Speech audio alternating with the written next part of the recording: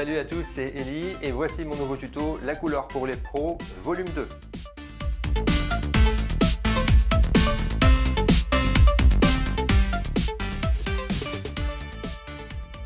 Pour ce volume 2, le choix pédagogique n'était pas évident car on peut aborder la couleur, la gestion et la fidélité de la couleur de 1000 façons différentes. Et donc bien sûr, il m'a fallu également replonger dans mes sources, replonger dans mes meilleurs bouquins, aller trouver, aujourd'hui bien sûr on a de nombreuses ressources en ligne, donc aller trouver les meilleures ressources en ligne, d'autres tutos, d'autres professionnels de la chaîne graphique qui expliquent et qui enseignent la gestion de la couleur. J'ai pu réaliser en consultant ces différentes sources, toutes très intéressantes, mais encore une fois la plupart en anglais, et bien que je voulais aborder la gestion de la couleur sous un angle assez différent. En ce qui me concerne, j'ai donc choisi de me baser sur le noyau Photoshop comme école de la couleur. J'ai fait ce choix qui est un choix uniquement pédagogique parce que j'ai réalisé que la gestion de la couleur n'était pas tellement difficile à comprendre en tant que telle, mais elle est extrêmement difficile à comprendre si on essaye de la maîtriser dans son ensemble avec l'ensemble des logiciels avec lesquels vous, professionnels, travaillez tous les jours. Donc si vous voulez comprendre la gestion de la couleur en même temps sur InDesign, Illustrator, Affinity Design, Photoshop, Darktable, Lightroom ou d'autres produits, eh bien le challenge est assez difficile à relever.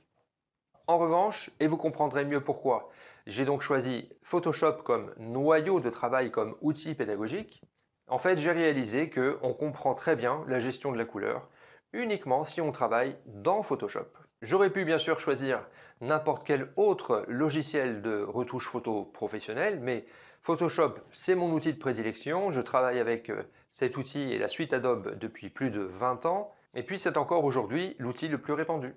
D'ailleurs, vous verrez que je passe un certain temps sur les espaces colorimétriques parce que c'est la clé de voûte de cette première partie, mais je passerai aussi du temps à expliquer chaque mot de vocabulaire, chaque terme utilisé en gestion de la couleur parce que le vocabulaire, c'est notre porte d'entrée dans la compréhension. Donc, si on n'utilise pas les bons mots ou si on utilise des synonymes qui ne doivent pas être utilisés, alors forcément, ça crée des freins très importants à la compréhension de la couleur et de la colorimétrie d'une façon générale. Donc l'approche dans ce volume 2 est la suivante.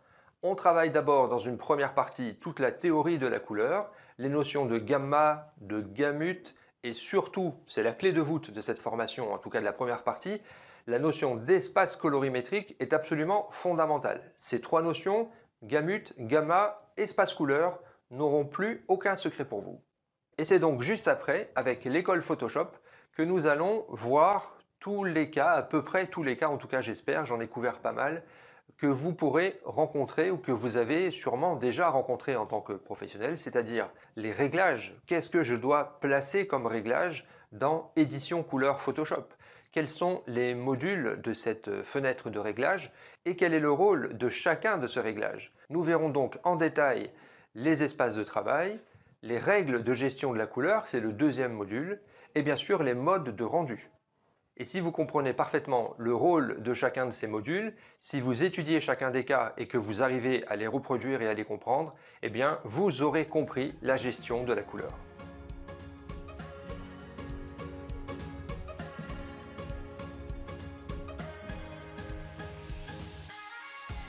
Cette école Photoshop est immédiatement suivie d'un dossier application pratique dont certains exemples s'affichent en ce moment à l'écran. Je ne peux pas tous les citer car il y en a beaucoup. Et bien entendu, tous les fichiers nécessaires vous sont livrés avec le tuto. Donc bien entendu, ce n'est qu'en fin de formation que j'aborderai les cas les plus complexes, c'est-à-dire les cas où nous allons mélanger différentes sources d'informations. Dans Illustrator, InDesign, Affinity Design ou tout autre logiciel de composition d'une façon générale, ce que j'appelle aussi des logiciels d'accueil, vous allez mélanger des sources, des natures différentes d'informations, soit du texte, soit des blocs avec des contours, des couleurs de contours, des couleurs de fond, des dégradés. Et sur cette même page de composition, vous y importerez des documents vectoriels ou des documents pixels qui sont issus, eux, d'autres produits. Et justement, ces autres produits, ces autres logiciels n'utilise pas forcément les mêmes profils couleurs que votre logiciel d'accueil. Et donc, il doit maintenant vous apparaître évident que la gestion de la couleur est autrement complexe lorsque l'on parle de logiciels de mise en page, de composition, et vous devez incorporer tout cela dans une page ou dans un catalogue, et en plus vous assurer bien entendu que tout le rendu chromatique de votre document soit parfaitement homogène, quelle que soit la plateforme de production finale, que ce soit un document numérique ou que ce soit un document à imprimer sur papier photo, que ce soit un document à tirer en très grande série sur les presses d'un imprimeur, il faut que tout cela soit d'une homogénéité chromatique absolument parfaite. Mais l'avantage de ce tuto, c'est que si vous avez compris la gestion et la fidélité de la couleur d'une image à une autre au sein même de Photoshop, eh bien je vous garantis que vous aurez compris la gestion de la couleur, quel que soit le logiciel utilisé. Ensuite, c'est une question d'adaptation. Et donc nous verrons les réglages nécessaires pour que votre mise en page soit parfaitement cohérente par rapport justement à vos réglages Photoshop et d'une façon plus large à votre flux de production. Encore un petit mot, avant ici même de vous offrir quelques extraits du tuto qui arrivent dans quelques secondes, n'oubliez pas simplement de consulter le dernier chapitre bonus que j'ai rajouté presque au dernier moment pour vous donner des adresses et des applications qui vous aideront sans aucun doute à améliorer, à poursuivre votre formation à la couleur et à la gestion de la couleur dans la chaîne graphique. N'oubliez pas que je reste à votre disposition pour répondre à vos questions sur l'aide en ligne ici sur tuto.com, mais aussi sur les réseaux sociaux et sur mon site internet. Voici maintenant quelques extraits, je vous remercie d'avoir suivi cette présentation et j'espère à bientôt. Avec cette leçon, je souhaite prendre un exemple précis pour vous montrer ce qui se passe lorsque l'on choisit deux espaces couleurs différents pour le même document. Je vous montre d'ailleurs dans d'autres leçons comment faire ça concrètement, par exemple avec Camera Raw et Photoshop, comment changer ou plutôt comment choisir l'espace colorimétrique pour un document donné, comment produire une image en sRVB, produire la même image en Adobe RVB, mais cela ne permet pas de montrer ce que j'appellerais le mouvement des couleurs.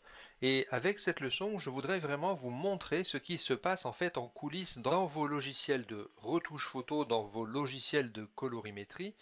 Si on reprend la photo en quelque sorte, ou si on refait le développement de cette image, je choisis l'espace Adobe RVB et regardez ce qui va se passer pour les couleurs. Vous voyez qu'en fait elles se déplacent. Elles ne restent pas au même endroit puisque le jaune, qui est un jaune très saturé, en Adobe RVB va correspondre à une autre limite spatiale.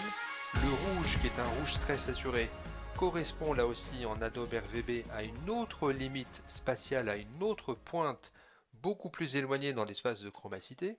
Et le bleu a été légèrement décalé. En fait, toutes les couleurs sont légèrement déplacées. Plus elles sont vers la périphérie, plus elles sont déplacées forcément, car le tronc commun entre ces deux espaces colorimétriques est plus important vers le centre de gravité du triangle plutôt qu'à la périphérie. Et donc il faut être conscient de ce phénomène. Quand vous changez d'espace colorimétrique, il y a en quelque sorte un déplacement, une translation des couleurs. Illustrator, InDesign, Affinity Photo, GIMP, peu importe, mais tous ces logiciels en fait ne peuvent travailler qu'une fois que Lightroom a fait son travail. C'est pour ça que je vous ai dit que Lightroom c'est en quelque sorte la matrice des images fixes.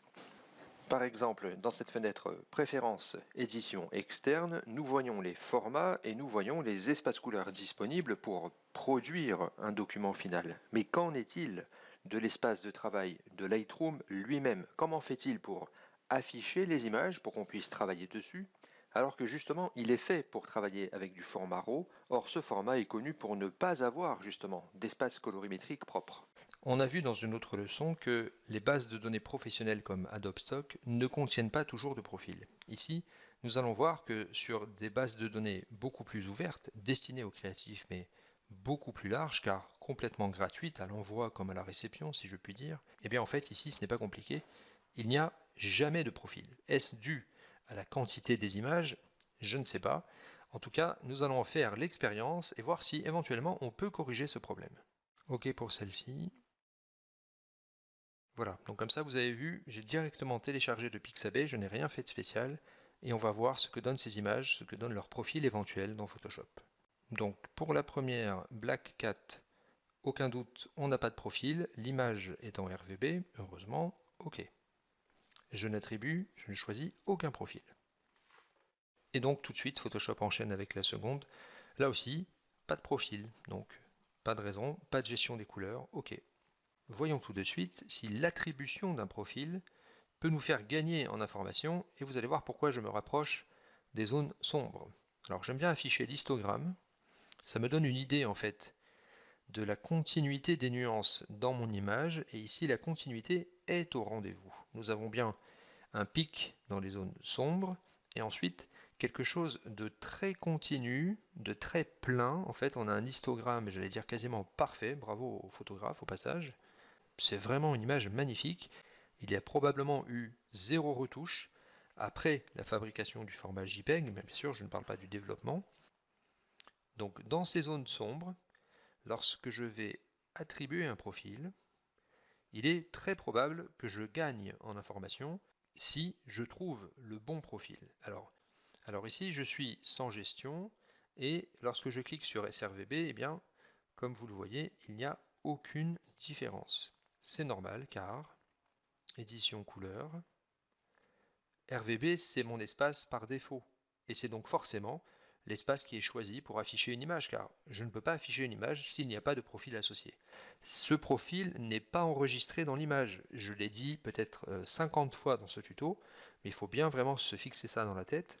Actuellement mon écran utilise le profil SRVB pour, j'allais dire, projeter les couleurs dans les pixels, mais à aucun moment le profil ne fait partie de l'image. C'est pour ça qu'ici il est écrit sans description. Mais pour afficher l'image, il faut bien un profil. Et c'est donc l'espace qui est dans ma configuration qui est utilisé. Il faut bien en utiliser un. Nous pouvons nous risquer à attribuer un profil plus riche, par exemple le profil Adobe RVB. Et là, je vais bien voir si oui ou non je gagne ou je perds en information.